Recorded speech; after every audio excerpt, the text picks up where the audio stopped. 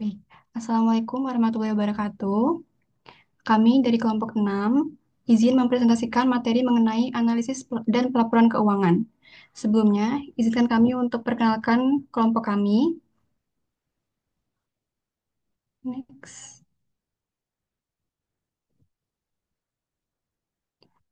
Yang pertama ada saya, Indah Aryani, dengan NIM akhir 222. Lalu yang kedua ada Pranata dengan NIM akhir 235. Yang ketiga ada Karinah Dian dengan NIM akhir 243. Yang keempat ada Nadia Kusuma dengan NIM akhir 245. Dan yang kelima ada Fezi Amalia dengan NIM akhir 251. Selanjutnya akan memasuki materi yang akan dijelaskan oleh teman saya.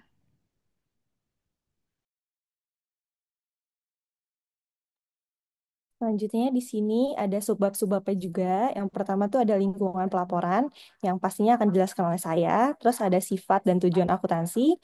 Terus yang ketiga ada akrual. Yang keempat ada konsep pendapatan.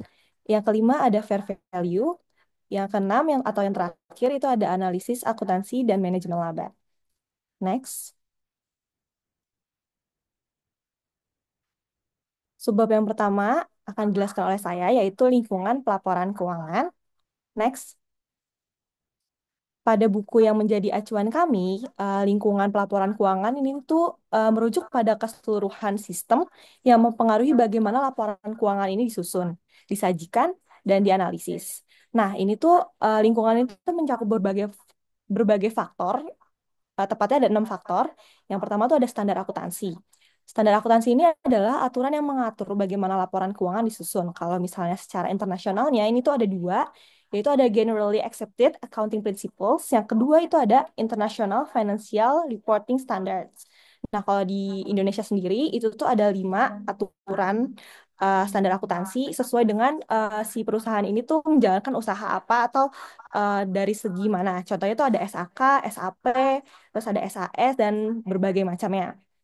Terus yang kedua itu ada regulasi penegak hukum. Regulasi dan penegakan hukum ini tuh kayak peran regulator seperti Securities and Exchange Commission (SEC) dalam memastikan kepatuhan terhadap standar akuntansi. Yang ketiga ada motivasi manajerial, itu tuh pengaruh kepentingan manajemen dalam menyusun laporan keuangan, termasuk kemungkinan manipulasi laba atau yang lainnya. Terus ada mekanisme pemantauan. Ini tuh peran audit eksternal, komite audit, serta analisis keuangan dalam memastikan transparansi dan akurasi laporan keuangan. Terus yang kelima itu ada sumber informasi alternatif, yang dimana informasi ini tambahan dari luar laporan keuangan resmi, seperti data industri, laporan analisis, dan juga pengungkapan sukarela oleh manajemen.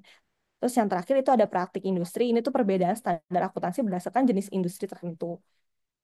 Terus di sini juga eh, lingkungan pelaporan keuangan ini juga dinilai dari kebutuhan informasinya, yang dimana kita kan kalau menyusun laporan keuangan itu tuh kan pasti ada orang-orang yang membutuhkan atau yang memerlukan si pelaporan keuangan ini. Contohnya tuh ada investor, ini tuh buat melihat profitnya gimana dan bisa membuat membantu mereka untuk menentukan keputusan. Terus ada juga kreditor yang fokusnya itu untuk melihat kemampuan perusahaan membayarkan utangnya. Terus ada regulator memastikan kepatuhan terhadap standar akuntansinya. Maka dari itu lingkungan pelaporan keuangan ini dilihat juga bagaimana apakah si laporan keuangan ini bisa memenuhi kebutuhan dari yang tadi saya sudah sebutkan. Terus yang kedua, ini ada sumber informasi alternatif. Ini tuh adalah informasi tambahan di luar laporan keuangan resmi di, yang bisa membantu kita untuk memahami kondisi perusahaan dengan lebih lengkap. Bisa dibayangkan kalau misalnya kita ingin menilai suatu kesehatan keuangan sebuah perusahaan, ketika kita misalnya mau membeli saham atau memberikan pinjaman. Terus kalau kita hanya melihat dari laporan keuangan, mungkin kita tuh hanya mendapatkan angka-angka seperti laba, aset, ataupun utang. Tapi kalau misalnya, tapi angka-angka itu nggak cukup gitu loh untuk benar-benar mengetahui bagaimana kondisi perusahaan itu sesungguhnya. Soalnya kan ada faktor-faktor di luar dari si angka-angka tersebut.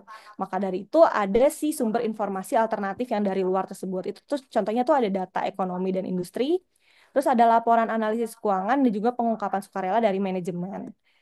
Terus next.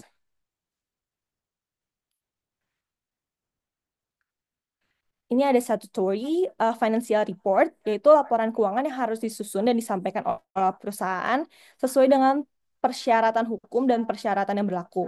Laporan ini digunakan untuk memberikan informasi keuangan kepada investor, kreditor, regulator, dan juga pihak yang berkepentingan yang lainnya.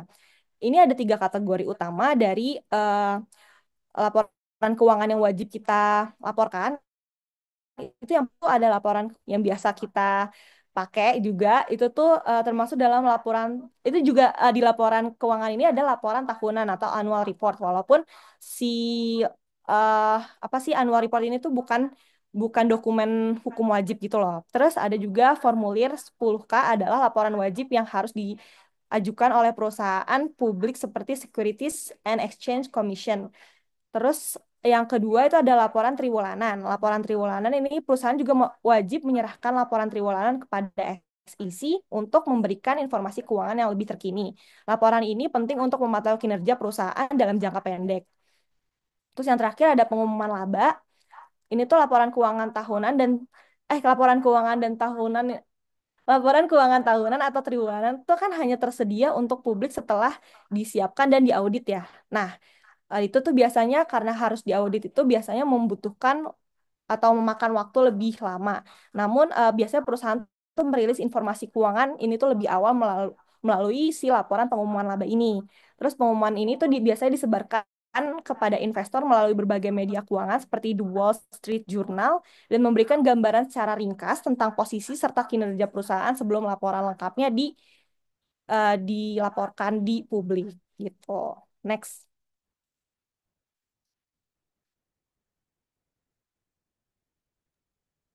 Oke, selanjutnya subbab mengenai sifat dan tujuan akuntansi.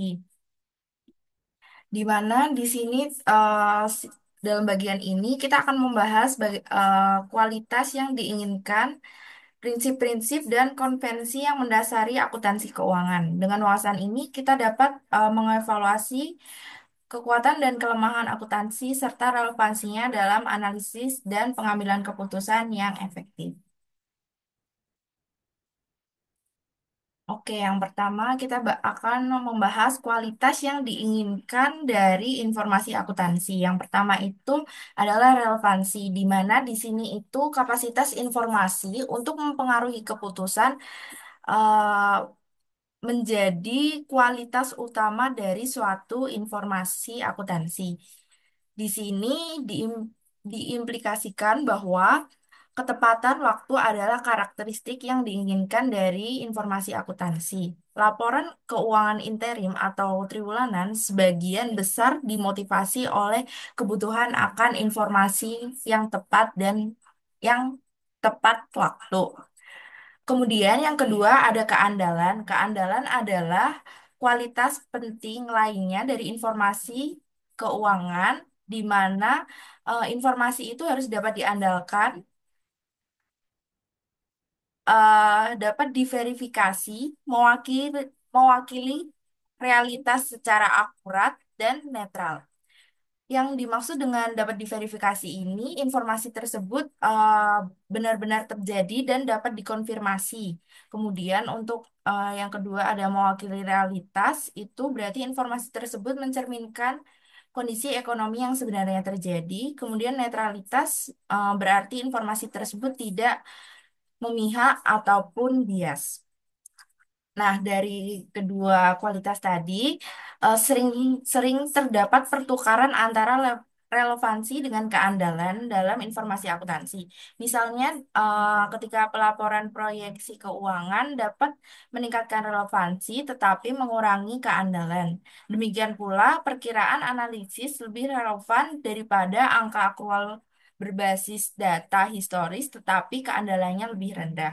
Kemudian yang ketiga ada perbandingan dan konsistensi. Yang pertama adalah perbandingan di mana informasi itu diukur dengan cara yang sama eh, di berbagai perusahaan dengan bidang-bidang yang berbeda. Kemudian yang kedua ada konsistensi, di mana konsistensi merupakan metode yang sama digunakan untuk transaksi yang serupa dari waktu ke waktu yang bertujuan untuk memastikan kelangsungan dalam pelaporan keuangan.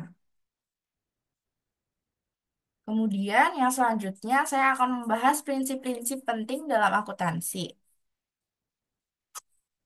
Yang pertama itu ada akuntansi akrual, di mana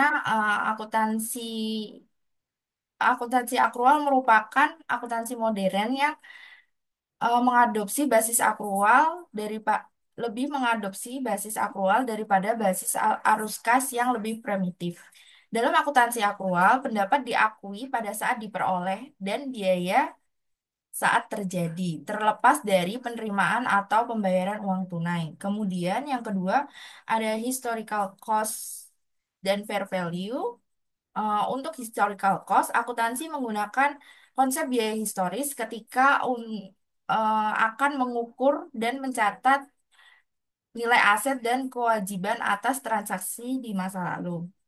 Kemudian yang kedua ada fair value, yaitu nilai wajar, di mana nilai wajar merupakan perkiraan nilai ekonomi suatu aset atau kewajiban saat ini. Jika terdapat pasar untuk nilai aset tersebut, nilai wajarnya adalah harga pasar terkini dari aset tersebut. Kemudian yang selanjutnya ada materialitas, yaitu besarnya kesalahan dalam informasi yang dapat mempengaruhi keputusan. Salah satu permasalahan dalam konsep ini adalah ketika beberapa penyusun laporan keuangan dan auditor menggunakan materialitas sebagai alasan untuk menghindari pengungkapan yang tidak diinginkan. Kemudian yang terakhir ada konservatisme.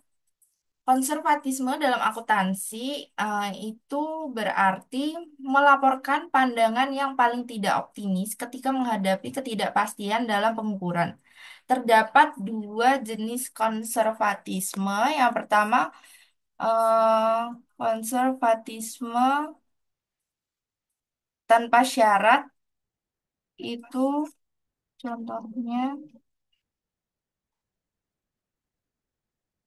eh, terdapat ada dua, tanpa syarat dan tidak bersyarat. Jadi kalau tanpa syarat itu,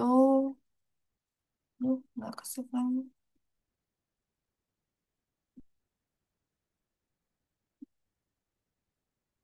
Jadi intinya kalau konservatisme itu melaporkan, jadi dalam melaporkan pandangan itu ada yang pakai syarat, ada yang tidak. Tapi saya lupa. Jadi kita next aja. Oke.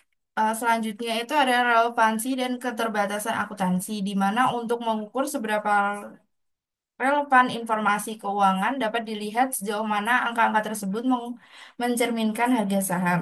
Meskipun akuntansi keuangan tidak secara langsung menentukan saham, informasi akuntansi tetap berfungsi sebagai feedback value yang dapat membantu investor dalam meninjau atau mengonfirmasi kepercayaan mereka terhadap suatu perusahaan. Kemudian yang selanjutnya ada keterbatasan akuntansi, di mana tuh emang akuntansi itu kan pastinya memiliki keterbatasan.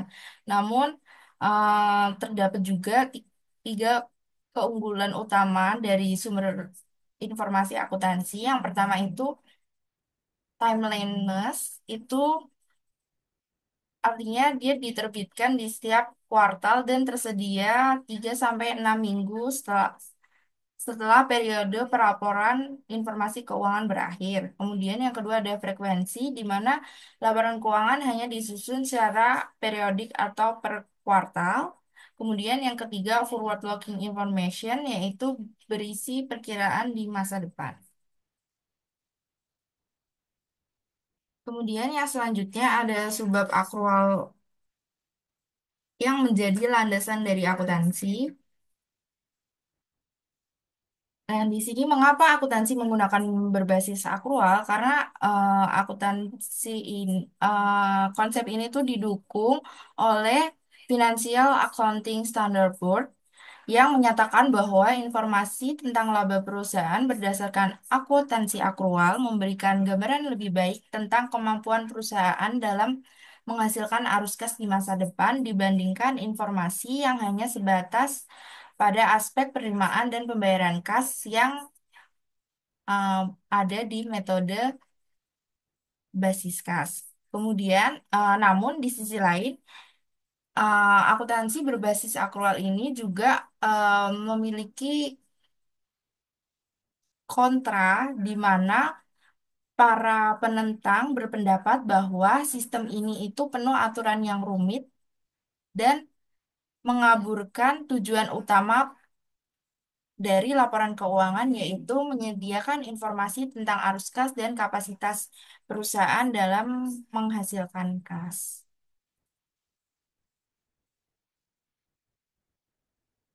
Kemudian, yang selanjutnya saya akan menjelaskan bagaimana lebih dalam lagi mengenai akuntansi akrual. Akuntansi akrual di sini bertujuan untuk memberikan informasi tentang dampak kegiatan bisnis terhadap arus kas perusahaan di masa depan secepat mungkin dengan tingkat kepastian yang wajar. Hal ini dicapai dengan mengenali pendapatan saat diperoleh dan mencatat beban saat terjadi, terlepas arus kas yang terjadi pada saat yang bersamaan.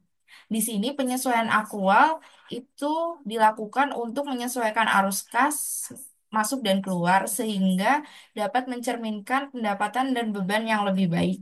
Penyesuaian ini dilakukan berdasarkan asumsi dan estimasi yang wajar tanpa mengorbankan keandalan informasi akuntansi secara material.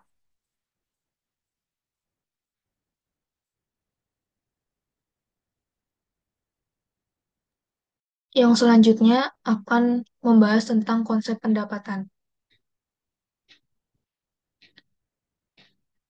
Next.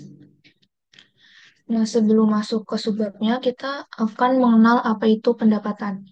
Uh, Pendapatan juga disebut sebagai laba atau dalam istilah keuangan didefinisikan sebagai efek bersih dari operasi bisnis selama periode waktu tertentu.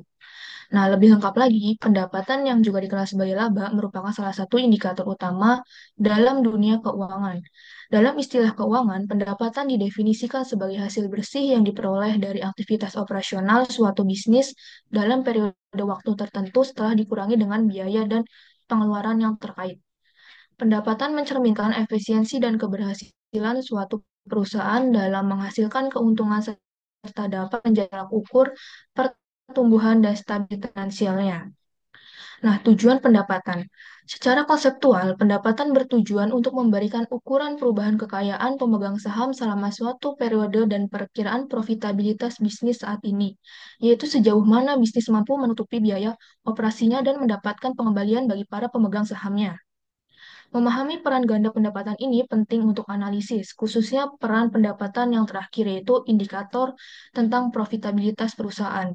Sangat penting bagi seorang analisis karena membantu dalam memperkirakan potensi pendapatan bisnis di masa depan yang dapat dikatakan sebagai salah satu tugas terpenting dalam analisis bisnis. Next. Nah, ini ada konsep ekonomi tentang pendapatan. Yang pertama itu ada pendapatan ekonomi. Pendapatan ekonomi biasanya ditentukan sebagai arus kas selama periode tersebut ditambah dengan perubahan nilai sekarang dari arus kas masa depan yang diharapkan, yang biasanya diwakili oleh perubahan nilai pasar aset bersih bisnis. Berdasarkan definisi ini, pendapatan mencakup komponen yang sudah direalisasikan seperti arus kas dan yang belum direalisasikan seperti laba atau rugi yang ditahan. Yang kedua itu ada pendapatan permanen. Pendapatan permanen juga disebut sebagai pendapatan berkelanjutan atau pendapatan berulang. Adalah pendapatan rata-rata yang stabil yang diharapkan diperoleh bisnis selama masa hidupnya dengan mempertimbangkan kondisi bisnis saat ini. Pendapatan permanen mencerminkan fokus jangka panjang. Oleh karena itu, pendapatan permanen secara konseptual mirip dengan daya laba berkelanjutan, yang merupakan konsep penting untuk penilaian ekuitas dan analisis kredit. Yang ketiga itu ada pendapatan operasional. Pendapatan operasional yang mengacu pada pendapatan yang muncul dari aktivitas operasional perusahaan, eh, dan ini tuh banyak dibahas di buku-buku teks keuangan yang menyebut ukuran pendapatan ini sebagai laba operasi bersih setelah pajak atau nopat. Secara konseptual, pendapatan operasional adalah konsep yang berbeda dengan pendapatan permanen. Pendapatan operasional dapat mencakup komponen tidak berulang tertentu seperti biaya restrukturisasi.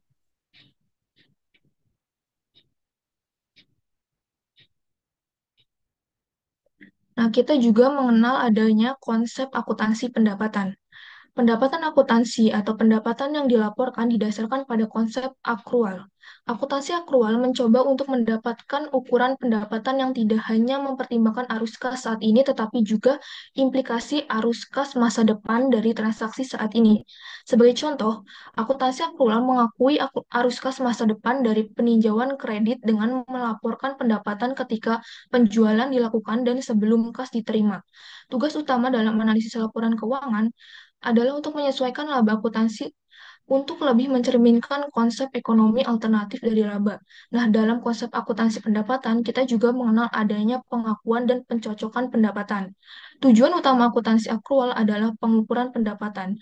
Dua proses utama dalam pengukuran pendapatan adalah pengakuan pendapatan dan pencocokan biaya. Pengakuan pendapatan adalah titik awal pengukuran pendapatan.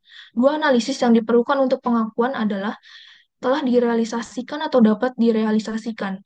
Agar pendapatan dapat diakui, perusahaan harus memiliki atau telah menerima kas atau komitmen yang dapat diandalkan untuk mengirimkan kas seperti piutang yang sah. Yang kedua itu ada earned atau diperoleh. Perusahaan harus telah menyelesaikan semua kewajibannya kepada pembeli. Artinya proses pendapatan harus sudah selesai. Setelah pendapatan diakui, biaya terkait dicocokkan dengan pendapatan yang diakui untuk menghasilkan pendapatan. Perhatikan juga bahwa biaya terjadi ketika peristiwa ekonomi terkait terjadi, tidak harus ketika arus kas keluar terjadi. Nah, yang selanjutnya kita juga mengenal adanya komponen permanen, transitori, dan komponen yang tidak relevan dengan nilai. Laba akuntansi terdiri dari tiga komponen. Yang pertama ada komponen permanen.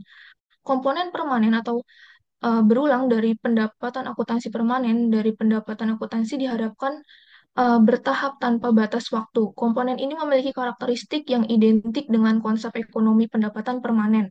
Untuk kelangsungan hidup perusahaan, setiap dolar dari komponen permanen sama dengan 1/R dolar nilai perusahaan, di mana R adalah biaya modal. Yang kedua itu ada komponen sementara atau komponen transitori atau tidak berulang dari pendapatan akuntansi tidak diharapkan berulang. Ini adalah peristiwa satu kali. Komponen ini memiliki efek dolar per dolar pada nilai perusahaan. Konsep pendapatan ekonomi ini mencakup komponen permanen dan transitori. Yang ketiga itu ada komponen yang tidak relevan dengan nilai. Komponen yang tidak relevan dengan nilai tidak memiliki nilai ekonomi. Nilai ekonomi mereka adalah distorsi akuntansi. Komponen ini muncul dari ketidaksempurnaan dalam akuntansi. Komponen yang tidak relevan dengan nilai tidak memiliki pengaruh terhadap nilai perusahaan.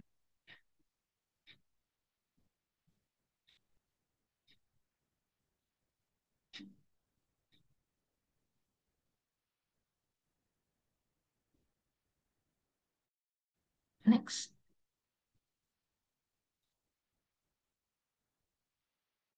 Ya, begini.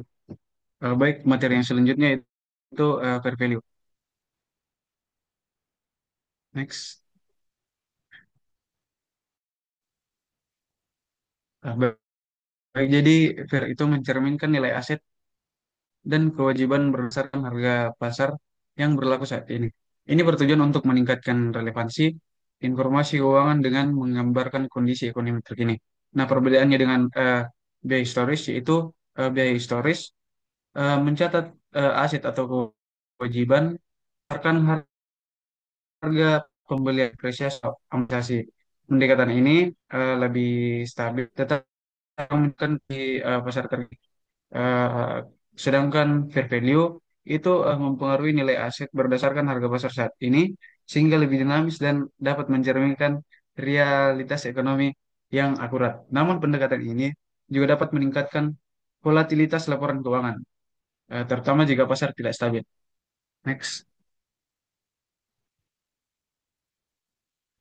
Eh, Kemudian ada metode penentuan fair value. Jadi ada tiga metode penentuan fair value. Yang pertama ada pendekatan pasar.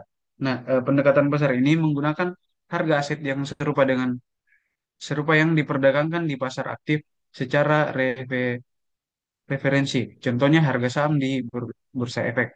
Kemudian pendekatan pendapatan.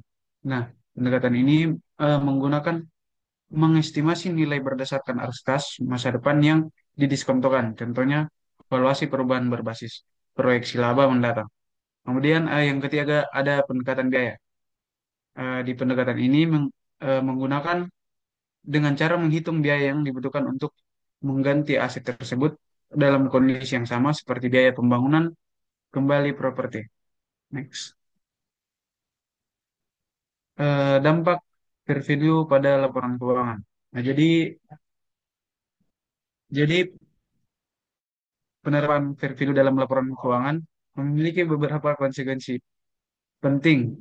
Yang pertama, volatilitas yang lebih tinggi karena nilai aset dan kewajiban berubah mengikuti pasar, laba dan ekuitas dan dapat berfluktuasi lebih sering. Kemudian yang kedua, peningkatan transparansi. Fair value memberikan informasi yang lebih mutakhir kepada investor dan kreditor, dan ini memungkinkan mereka untuk membuat keputusan yang lebih tepat. Yang ketiga, ada tantangan dalam estimasi. Nah, untuk aset yang tidak memiliki pasar aktif, perusahaan harus menggunakan model estimasi yang bisa subjektif dan mempengaruhi kualitas informasi. Next. Eh, Kemudian ada kelebihan dan kekurangan dari metode fair value. Nah, kelebihannya itu yang pertama memberikan informasi yang lebih akurat dan relevan tentang kondisi ekonomi perusahaan saat ini. Yang kedua, lebih transparan, memungkinkan investor dan pemangku kepentingan untuk memahami nilai ekonomi sebenarnya dari aset dan kewajiban perusahaan. Yang ketiga, menyediakan dasar yang lebih baik untuk pengambilan keputusan investasi dan analisis risiko. Kemudian kekurangannya yaitu yang pertama ada rentan terhadap volatilitas yang bisa menyebabkan perubahan besar dalam laba bersih dan ekuitas. Kemudian sulit diterapkan pada aset yang tidak memiliki harga pasar aktif sehingga menimbulkan risiko subjektivitas dalam estimasi.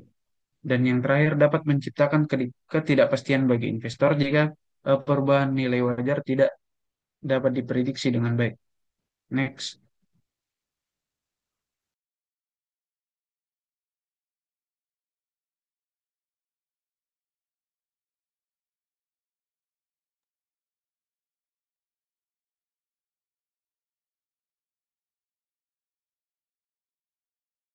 Lalu materi yang selanjutnya adalah mengenai analisis akuntansi dan manajemen laba. Next. Jadi, analisis akuntansi adalah proses yang digunakan analis untuk mengidentifikasi dan menilai distorsi akuntansi dalam laporan keuangan perusahaan. Analisis ini melibatkan sejumlah tugas yang berbeda, seperti mengevaluasi risiko akuntansi perusahaan dan kualitas pendapatan, memperkirakan kekuatan pendapatan, dan membuat penyesuaian yang diperlukan pada laporan keuangan untuk mencerminkan realitas ekonomi yang lebih baik untuk membantu dalam analisis keuangan. Kebutuhan akan analisis ini karena dua alasan. Yang pertama itu karena akuntansi akrual membuktikan akuntansi kas dengan mencerminkan aktivitas bisnis secara lebih tepat waktu. Tetapi akuntansi akrual menghasilkan beberapa distorsi akuntansi yang perlu diidentifikasi dan disesuaikan sehingga informasi akuntansi lebih mencerminkan aktivitas bisnis. Alasan yang kedua, karena laporan keuangan disiapkan untuk beragam pengguna dan kebutuhan informasi. Ini berarti informasi akuntansi biasanya membutuhkan penyesuaian untuk memenuhi analisis. Next. Selanjutnya mengenai distorsi akuntansi. Jadi, distorsi akuntansi ini adalah penyimpangan informasi yang dilaporkan dalam laporan keuangan dari realitas bisnis yang mendasarinya.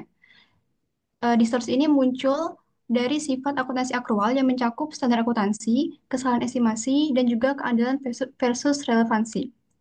Yang pertama, standar akuntansi ini bisa menyebabkan distorsi karena dipengaruhi proses politik, prinsip akuntansi tertentu, dan konversatisme. Lalu mengenai kesalahan estimasi ini, dalam akuntansi akrual bisa mendistorsi laporan keuangan karena bergantung pada perkiraan seperti dalam penjualan kredit. Lalu yang ketiga, keadilan versus relevansi. Ini sering menukar keadilan dengan relevansi sehingga beberapa transaksi atau peristiwa tidak langsung dicatat.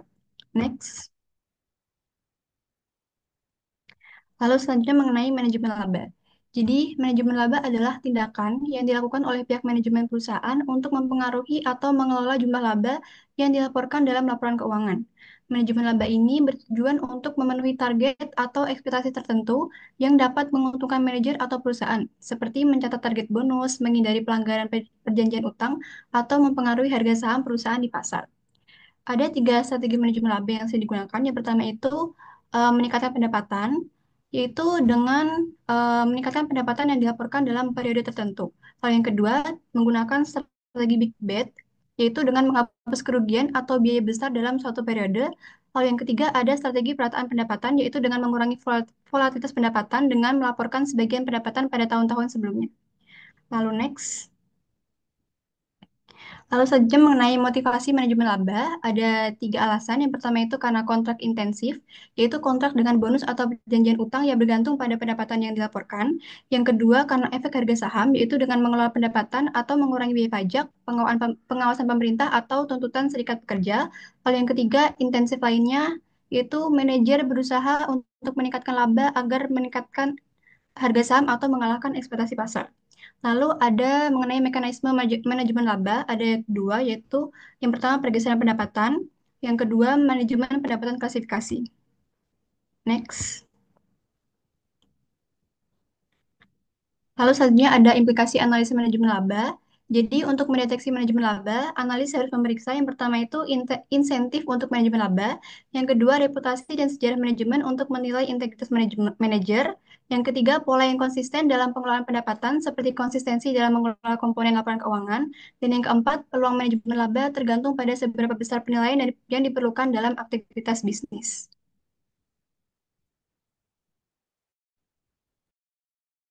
Sekian presentasi dari kelompok kami. Kurang lebihnya mohon maaf. Wassalamualaikum warahmatullahi wabarakatuh.